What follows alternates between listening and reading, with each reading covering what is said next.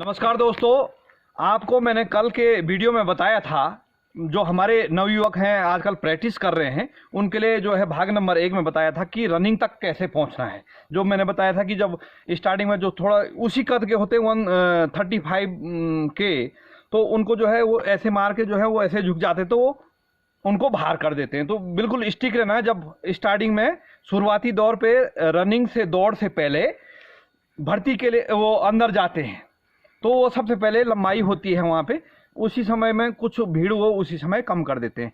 रही उसके बाद की बात, तो जैसे कई बच्चा पार्टी प्रैक्टिस करती है, कई जूतों में करते हैं और उस समय अंतिम निर्णय ये ले लेते हैं कि वहाँ जो है ग्राउंड ठीक है, दौड़ने का जो मैदान ठीक है, लेकिन वो कहते हैं कि हम नंगे पाँव दौड़ेंगे। तो उसमें यह है कि आपने जब घर में प्रैक्टिस करनी है, रोड पे प्रैक्टिस करनी है, तो दोनों टाइप से करनी है, जूते में भी करनी है और नंगे पाँव पे भी करनी है। नंगे पाँव दौड़ने में यह है कि जैसे हम दौड़ते हैं उसमें एक फ़ायदा है कि जूते के साथ जब हम दौड़ते तो ये रहता है कि जैसे कोई जूता दबा देगा ऐसे करके, तो हम 30 सेकंड 15 सेकंड यदि जूता ठीक करने में लगा दें तो उतना जो है हमारा समय कवर नहीं हो पाता है। तो इसलिए मेरा ये मानना है और ये सुझाव है कि नंगे पाँव प्रैक्टिस करें तो वो अच्छा रहेगा जूते में, क्योंकि जब हम जो है 2002 में रायवाला के अंदर दौड़े थे तो हम नंगे पाँव दौड़े थे। तो मेरा ये सुझाव है, बाकी आप ये इस चीज़ का देख सकते हैं। और जब आपको वहाँ पे ग्राउंड में जाते हैं तो मानसिक रूप से आपने ग्रसित नहीं होना है कि यार इतनी 100 आदमी हैं, 200 आदमी हैं, लंबे हैं, चौड़े हैं, दाढ़ी मूंछों वाले हैं। ऐसा ये आपकी अच्छी जो है पूरी तैयारी है तो आपको कोई नहीं रोक सकता है। ऐसा नहीं देखना कि 500 लड़के दौड़ा रहे हैं, 1000 दौड़ा है, उससे कोई मतलब नहीं है। आपने किनारे से अंदर की तरफ तो थोड़ा सी क्या वो लगा रहता है, फीते लगे रहते हैं, उसमें थोड़ा सी दिक्कत होती है, लेकिन भारी बाहर से आपने जो है जहाँ पे ज़्यादा भीड़ होता है तो उसके भीड़ के किनारे किनारे से आपने निकलना है। और जो सबसे इम्पोर्टेंट महत्वपूर्ण बात है जो मैंने नोटिस किया, और जब मैं भी जो है कलकत्ता के अंदर हम भर्ती टीम में गए थे, तो जब हम दौड़ के जो दौड़ाने वाली टीम में शामिल हुए तो हमने ये देखा कि जो हमारा अधिकारी कहता था कि जैसे हम माना 50 लड़के आ रहे हैं, 50 लड़के दौड़ रहे हैं या 100 दौड़ रहे हैं, तो होता क्या है कि 10 एक साथ दौड़ते हैं, 10 मतलब दौड़ते दौड़ते टोली जैसी बन जाती है। तो आपने क्या करना है, यदि आप अकेले हैं तो आपने आगे वाले को कवर करना है। बिल्कुल जैसे वो रस्सी लगाते हैं तो उसी रस्सी लगाने में क्या हो जाता है कि वो ये सोचते हैं यार अभी वो बहुत दूर है, पहले रस्सी लगा देते हैं। तो आपने दूसरे लड़के के टच में रह के जो है आपने जो है उसके टच में, जैसे इधर आ जाइएगा तो एक सेकंड के लिए, जैसे ये हैं अभी ये दौड़ रहे हैं माना कि, और दौड़ते दौड़ते आपने ज़्यादा दूरी में रहेंगे तो वो यहाँ पे रस्सी लगा देंगे। आपने ये दौड़ रहे हैं तो इनको कवर करके चलना है कि जैसे ये एकदम यहाँ ये कि यहाँ रस्सी लगाए या कि यहाँ पीछे लगाए, आगे ना लगा पाए, आपने ऐसे टच में रहना है। ठीक है, तो ग्रुप में ज़्यादा नहीं रहना, वो क्योंकि जब देखते हैं उन्होंने भी लड़कों की छटनी करनी होती है, और ज़्यादा ग्रुप जैसे कोई टोली है तो उस टोली से हल्का आगे निकलने की कोशिश करना और मैन टू मैन कवर करना, मतलब आदमी से आदमी पर कवर करके चलना है। ये सबसे महत्वपूर्ण बात है। और अपना उसके बाद फिजिकल में जो आप प्रैक्टिस कर रहे हैं, जैसे कई युवा पूछते रहते हैं कि हम कैसे प्रैक्टिस करें, आप केवल मात्र दौड़ की प्रैक्टिस किया जाए और अपने हाथों को मजबूत करने के लिए जैसे कई लड़के ये डिप्स मारते हैं वो ऐसे, तो जैसे ये वो है, हमने भी बहुत दिन से प्रैक्टिस नहीं की, तो ऐसे में तो कोई दिक्कत नहीं, लेकिन कब ऐसे में जो है आप लोगों ने ये डिप्स में जो है आपने वो करना है, ये तो इसमें प्रैक्टिस करनी है। इससे बॉडी पे जो है आपका जो चेस्ट है, छाती है, वो थोड़ा सी ज़्यादा वो हो जाती है, तो इसमें आपने ज़्यादा मेहनत करनी। पाँव ऊपर हाथ नीचे, मेन यही है, मुख्य रूप से यही है। और उसके बाद जब फिजिकल कोई ज़्यादा टफ नहीं होता है, ज़्यादा मुश्किल नहीं होता, मुश्किल होती है दौड़। और उसके बाद जो है मैं संक्षेप में बता देता हूँ, आप कहेंगे ये अपनी वीडियो के लिए ज़्यादा भागों में कर रहा है, मैं लास्ट फिनिशिंग तक कर देता हूँ, वीडियो लंबी होगी तो कोई दिक्कत नहीं है। उसके बाद क्या होता है, फिजिकल बिम होते हैं 8-10 जितने भी हैं, वो भी कोई ज़्यादा नहीं है, बिम के आप लोगों ने प्रैक्टिस करनी है। और एक वो सिस्टम होता है बैलेंसर, उसमें भी जो है फेल नहीं होते हैं ज़्यादातर, क्योंकि हम पहाड़ी क्षेत्र के लोग हैं, हम बैलेंस बना देते हैं। तीसरा, ज़्यादा लड़के होते हैं मेडिकल में बाहर।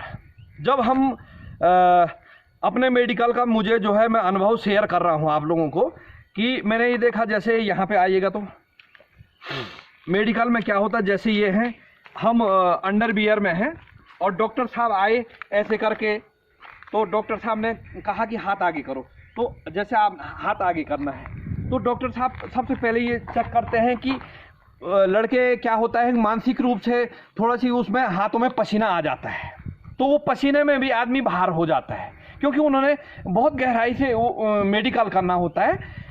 ये देखा जाता है कि सेना के अंदर जब आप रहेंगे, दुश्मन आ गया तो आपके हाथ में पसीना आ जाएगा, तो जो आपकी बंदूक जो है नीचे गिर सकती है। तो आपने क्या करना है, अंडरवियर पहना। ये वैसे किसी की इतनी बीमारी होती नहीं है, जैसे ये है हमने, तो जैसे डॉक्टर साहब ने कहा हाथ आगे, तो आपने ऐसे कर देना, मतलब जो आपका अंडरवियर है उस पर आपने पसीना साफ कर देना है। वो पसीना बीमारी वाली पसीना नहीं है, लेकिन वो मानसिक रूप से डर की पसीना है, तो इस प्रकार से आपने ऐसे कर देना है।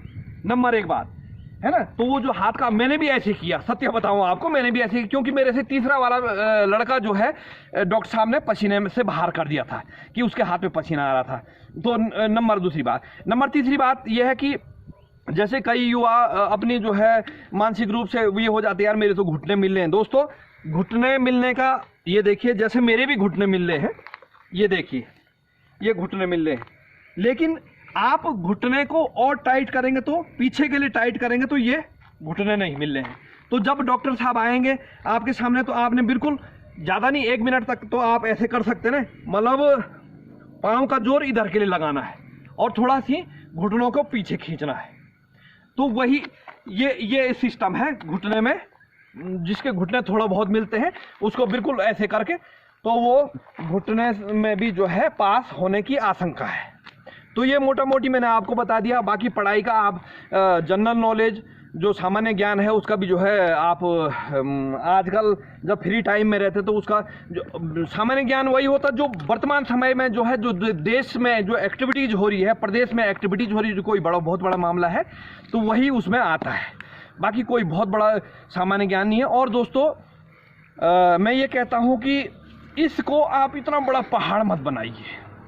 सेना की भर्ती है, वो कोई इतना बहुत बड़ा पहाड़ नहीं है। इसको सामान्य रूप से ले लीजिएगा। पहाड़ बनाएंगे तो आपके लिए पहाड़ बन के रहेगा। तो इसको आपने जो है अपने सामान्य रूप से जो है आपने इसमें लेना है, ठीक है साहब। तो ये है, हो गया आपका भर्ती की प्रक्रिया का मोटा मोटी जो है हमने आपको बता दिया है। और अपना जब भर्ती के अंदर जाते हैं तो बाहर कैसे भी रहें, लेकिन अंदर आपने अनुशासन पे रहना है। जैसे होता क्या है कि कई टोली आपस में बातचीत वगैरह वगैरह अनडिसिप्लिन, जो अनुशासनहीनता की कार्रवाई करते, तो उससे जो है जो अधिकारी है, जो आपके ऊपर डिटेल किया गया है, नियुक्त किया गया, तो वो आप पे चिढ़ जाता है। तो बोला सर, वो जो सीनियर अधिकारी है, उच्च अधिकारी, उसके पास ये रिकमेंड करता है कि ये बालक, ये बच्चा पार्टी, ये वाली टीम जो है अनुशासनहीन है, जो अगल बगल में है उनको भी बोलना चुप रहो, है ना। जब तक, क्योंकि आपने जो है सेना में भर्ती होना, तो सबसे पहले अनुशासन आपका वहीं पे देखा जाता है, तो उच्च अधिकारी यही चीज़ देखता है। तो ये है दोस्तों। और बाकी कोई आप लोगों के जो भी युवा जो है इस वीडियो को देख रहा है, आपके दिलो दिमाग में कोई प्रश्न आता है, तो उसको आप जो है नीचे टिप्पणी कमेंट्स में लिखें कि किस प्रकार का जो ये मोटा मोटी है। वैसे जो है हमारे क्षेत्र में कर्णप्रयाग में एक हमारे मित्र जो है अनिल नेगी जी इसकी जो है क्लास चलाते हैं, है ना। तो बाकी जो वीडियो देखने वाले अन्य प्रदेशों के लोग हैं या अन्य क्षेत्र के लोग हैं, जो उस प्रैक्टिस के उस कैंप से वंचित हो जाते हैं, या घर की में कोई परिस्थिति, उनके लिए ये वीडियो है। आप घर में भी, ऐसा नहीं है कि जो है कोई प्रैक्टिस नहीं कर रहा तो वो नहीं हो सकता, वो अकेला प्रैक्टिस कर रहा है और अपना टाइमिंग देख रहा है कि मैंने 1600 मीटर दौड़ना है और इतने मिनट इतने सेकंड में मैं आ रहा हूँ। मैं दिन प्रतिदिन मेरा समय जो है घट रहा है, दौड़ने का जो समय है वो घट रहा है। तो ये है दोस्तों। और बाकी कोई वो होगा तो आप जो है टिप्पणी करके। और अन्य लोगों से भी मेरा निवेदन है, जो वीडियो देखता है तो जो संबंधित सोचते हैं आपकी जो है इधर पवन, अमन, नमन कोई भी जो है भर्ती होने वाला है, तो उसको इस वीडियो को शेयर करने की कृपा कीजिएगा। इसमें मेरा कोई निजी स्वार्थ है, मेरा किसी भी वीडियो में अपना कोई निजी स्वार्थ नहीं होता है। और आप उसको वीडियो को जो है लाइक शेयर करें ना करें वो आपकी विचारधारा है, मैं उसके लिए आपको बाध्य नहीं करता हूँ। तो इन्हीं शब्दों के साथ अपनी वाणी को विराम देता हूँ। हार्दिक धन्यवाद। जय बद्री विशाल।